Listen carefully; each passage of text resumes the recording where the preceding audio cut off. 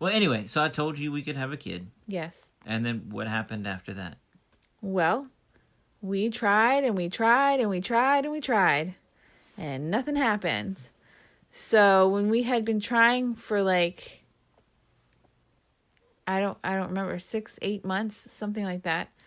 I had to do some tests to see what was wrong, because I was 35 at the time, 36 now, but they just had to run some tests to see if anything was wrong. And that was scary, because it's like, well, now if something's wrong, I don't know that we can do, the IVF stuff, because that's so expensive. And yes, I want a child, but I want to be able to have money afterwards to raise the child, So I got the test done, and I was very scared. And it was also, it fell on a time when you couldn't be with me. I was at a magic convention. Yeah, so which had been planned for a long time, and we had to move it. Everything has to happen at a certain time in the woman's cycle for these tests to be done. And so it just landed on a time where he was gone at a magic convention, and it had been planned for months. So I had to go by myself, and that sucked. I wasn't happy about that, and I was nervous they were going to find something horribly wrong. And I was like, so if you have your phone ringing, I don't care where you are, and my name pops up, you had better answer. So, but it turned out everything was fine. Everything was absolutely fine with me. And so Wes was supposed to go get a test done, but number he one, never I didn't did. Want to. Right, exactly. And how rude. And number two, I didn't need to. Not that you knew, but since he didn't go get tested, I made him take 2 other things. One was ashwagandha and something else to help things going on. It's some kind of just vitamin, though. It wasn't like you took fertility treatments or anything. It was just a vitamin. No. It was just a vitamin. It said it can have these effects. It would have absolutely nothing to do with having twins. Absolutely nothing to do with having twins. It would just boost your count, is all. So, I never took those pills. Don't listen to her. So anyway, but it took us a little over a year to end up getting pregnant. And so I was beginning to wonder, like, is this never going to happen? And it was a very emotional ride, because every month, am I? No. Am I? No, again. And it just, especially once you get to that, close to that year mark, you're just like, what else? What am I doing wrong? I had those tests. There's nothing wrong. Everything's running smoothly. What is going on? Why am I not pregnant? I honestly think it was her stress. She was trying to get pregnant every single month, and she was thinking about it and stressing about it and stress. And I don't know, somewhere along the line, I've heard that stress can mess stuff up. Somewhere along the line, I heard that. But if I had been totally stressed, there would have been other symptoms. So I don't know. Yep, that's what the doctor said. Well. So anyway, so I was waiting and saying, "Hey, look, it's been a year. Can we stop trying now? Because, and I said no. Every single month you were crying, though. Yeah, but I was like, no. There's no cutoff. I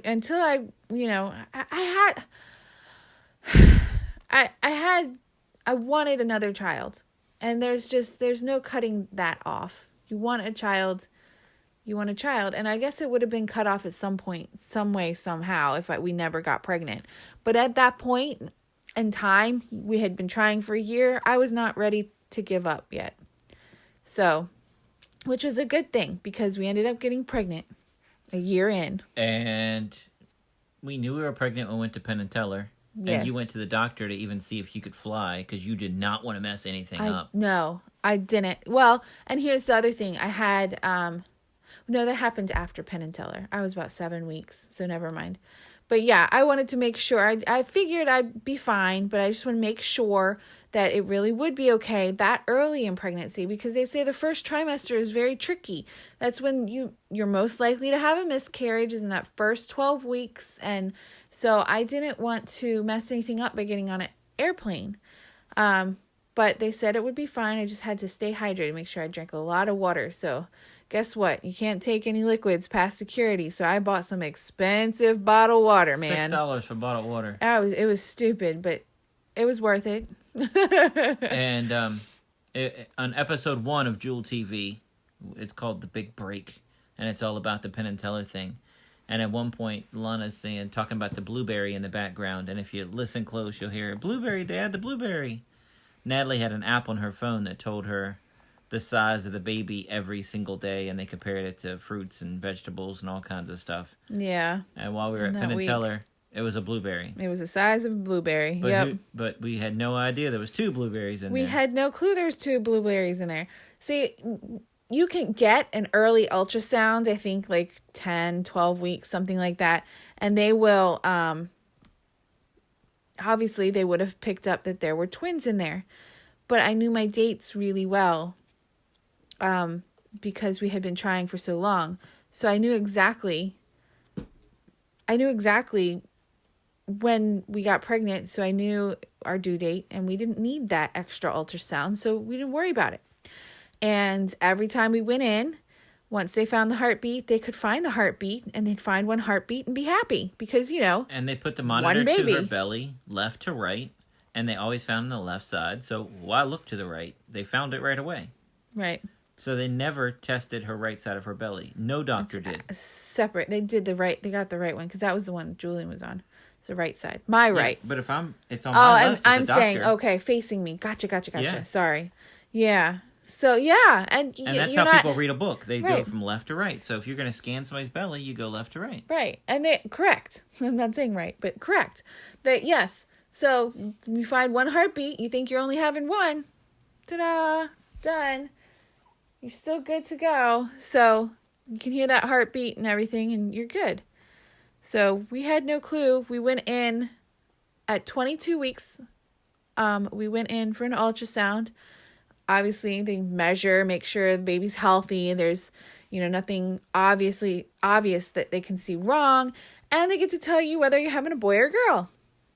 So we were very excited to figure that out.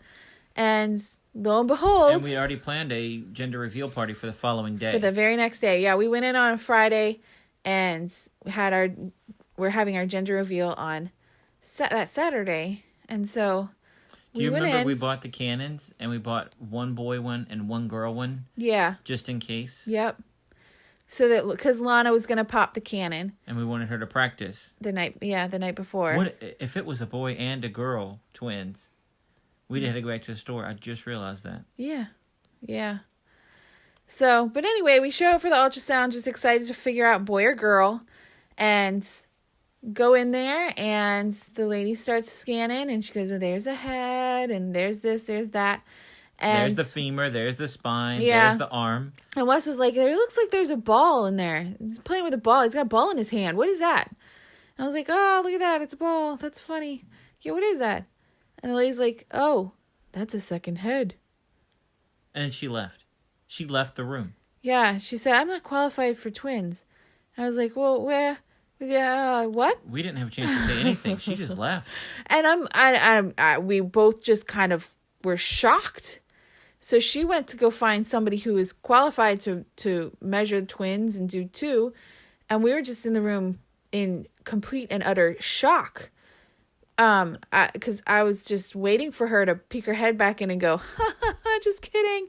Like, I mean, I was.